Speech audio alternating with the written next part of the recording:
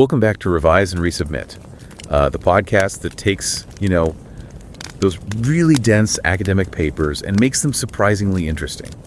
I'm Pavlov. And I'm Nikita.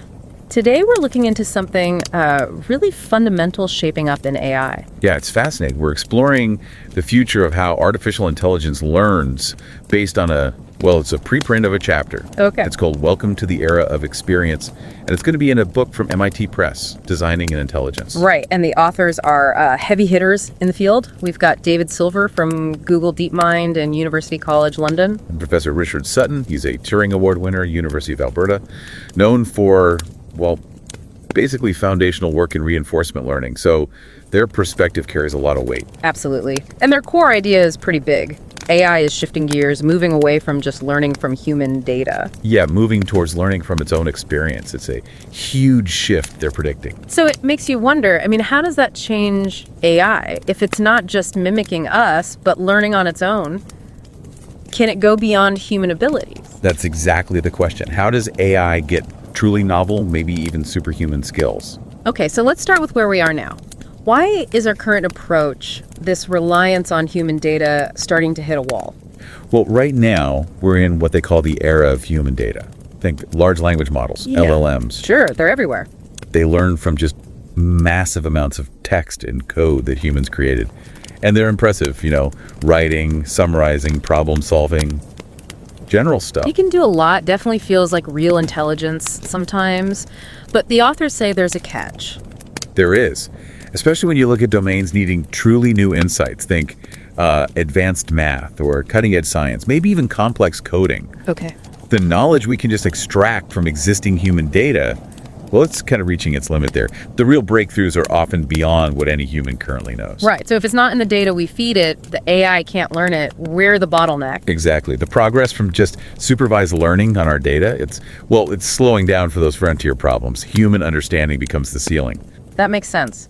So to get past that ceiling, we need this era of experience. What does that actually look like? It's a fundamental change in how AI learns. Yeah. Instead of just processing data we give it, the agents learn by constantly interacting with their environment. Actively doing things. Yes, actively doing things, experimenting, generating their own data through that interaction. So it's learning by doing, not just by reading. And that self-generated data is the key to getting past human limits. That's the core argument. They give a really compelling example, AlphaProof. Ah, the math AI. The one that won an Olympiad medal. That's the one. It started with a relatively small set of human proofs, but then, and this is the crucial part, it used reinforcement learning. Okay. It interacted with a formal proving system and generated, get this, 100 million more proofs on its own. 100 million, wow. Yeah, and through that massive self-exploration, it found new mathematical solutions, stuff humans hadn't shown it. So it discovered things by trying stuff out on a massive scale. The chapter also mentions DeepSeek AI. Right, their work showed something similar. That reinforcement learning, if you set up the incentives correctly, lets AI develop advanced problem-solving strategies totally on its own. No explicit teaching needed for those strategies. It just figures out what works through experience. Okay, so this era of experience, it sounds different. What are its key features? The first one is streams of experience. Yeah, this is a big contrast to now. Current AI often works in short bursts, right? You ask a question, it gives an answer, episode over. Like a chatbot session. Exactly, a short interaction. The era of experience envisions AI existing in continuous, lifelong streams of interaction. Like us, really. Our learning isn't just short episodes. It's ongoing. So the AI learns and adapts over a much longer time frame. Precisely. This allows for pursuing really long-term goals. Imagine an AI assistant helping manage your health over decades, or one dedicated to a years-long scientific project. It can learn from long-term consequences. That feels much more organic, I guess. The next point is richly grounded actions and observations. What's the grounded part mean here? Grounded means it's connected to the real world, or at least a complex digital world, not just text. So instead of text in, text out. Like current LLMs mostly are. Right. These agents would act autonomously, using sensors, motors, APIs, clicking through user interfaces, actually doing things in the world. So an AI scientist could literally control a telescope or a robotic arm in a lab. That's the idea. It's directly interacting with reality or complex digital systems. And because it's acting, it can explore and find strategies that might seem totally alien to us, strategies we wouldn't find just by thinking or reading. Okay, that's a big step. Then there's rewards grounded in experience. How is that different from how we reward AI now? Often now, especially with things like RLHF, the reward comes from human feedback. A person judges if the AI's output is good. Right. We tell it if it did well. But that relies on human judgment, which have biases and limits. We might not recognize a brilliant but unconventional strategy. So we might be holding it back by only rewarding what looks good to us. Exactly. Grounded rewards come directly from the environment itself. Think objective metrics. Did the experiment yield results? Did the patient's health metric improve? Did the AI win the game? Did the system achieve its target? So the reward is tied to actual success in the world. Yes. Or even things like our own senses taste, pain. Those are grounded signals about environmental outcomes. This lets the AI optimize for what actually works, potentially discovering strategies far better than what humans currently know. Fascinating. The AI learns from the consequences, the final characteristic, planning and reasoning about experience. How does that evolve? Current LLMs often try to reason by mimicking human thought patterns, sound, and text. But, is human language always the absolute best way to reason about everything? Maybe not. So AI might develop its own kind of logic. Potentially, yes. More efficient, maybe non-human ways of thinking, learned directly from experience. Think AlphaProof again. Its methods were different. And crucially, this reasoning isn't just based on static text, it's grounded in ongoing observation and experimentation. It helps avoid the biases baked into human data. It's testing its reasoning against reality. Exactly. And they talk about the idea of a world model. It's like the AI built an internal simulation of how the world works based on its experiences. An understanding of cause and effect. Right, which lets it predict the results of its actions before taking them. That enables much more sophisticated planning based on its own learned understanding. Okay, this really does sound like a different kind of intelligence, but the authors also ask, why now? What makes this transition seem imminent? Well, reinforcement learning isn't new. It had huge successes in games, simulated environments. Remember AlphaGo, AlphaZero? Yeah, mastering Go and chess in ways no one expected. But then the focus kind of shifted to large models trained on human data. Because that seemed like the fast track to general abilities. Which worked, in a way. It did, but we lost something. That incredible ability for AI to self-discover truly novel knowledge, like AlphaZero did. The era of experience is about bringing that self-discovery back, but combining it with broad applicability. So getting the best of both worlds, generality and discovery. That's the goal.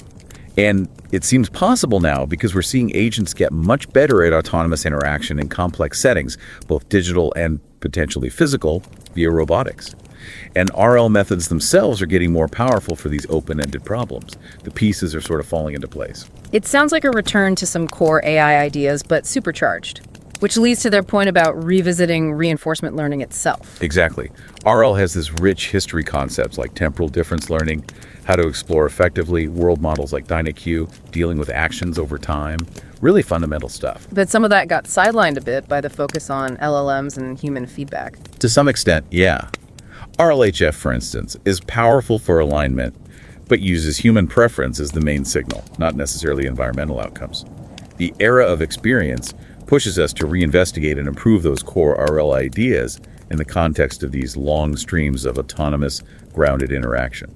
So thinking about how rewards work when they come from the environment, how AI explores the real world, how it builds those world models from experience. Exactly. It's a chance for breakthroughs in all those areas, tailoring RL for agents that live and learn continuously in the world. Okay, so this is a huge potential shift. What about the consequences? The authors must touch on the implications. Oh, definitely. Both the good and the challenging. On the plus side, imagine truly personalized AI assistants that learn you over years. Or accelerating scientific discovery, finding new materials, medicines, technologies much faster. Huge potential benefits. That sounds amazing. But the flip side? Well, the obvious concerns. Job displacement as AI tackles more complex cognitive tasks. The societal impact of AI having capabilities like long-term planning and genuine innovation, things we usually think of as uniquely human. And of course, the risks of highly autonomous agents pursuing goals over long periods. safety becomes even more critical. Those are serious considerations, but they also mention some potential safety benefits from this approach. That seems counterintuitive. It does at first glance, but their argument is interesting. An AI learning from experience is inherently more adaptable to changes than a fixed system.